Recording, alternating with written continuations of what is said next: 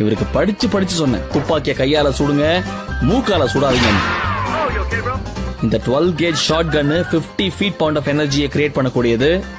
இனிமே உங்க வீட்டுல எவ்வளவு கேவலமா சமையல் பண்ணாலும் சரி உங்களுக்கு தெரியாது, ஏன்னா மூக்கு இருந்தா தானே.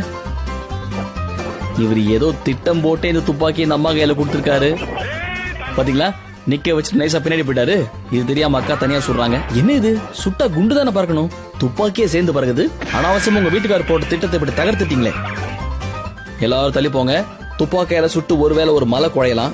ஒரு மலையை துப்பாக்கி எடுத்து சுடுறத பாத்துருக்கீங்களா? ஒரிஜினல் துப்பாக்கி தீபாவளி துப்பாக்கி மாதிரி சுடுறாரு பாருங்க.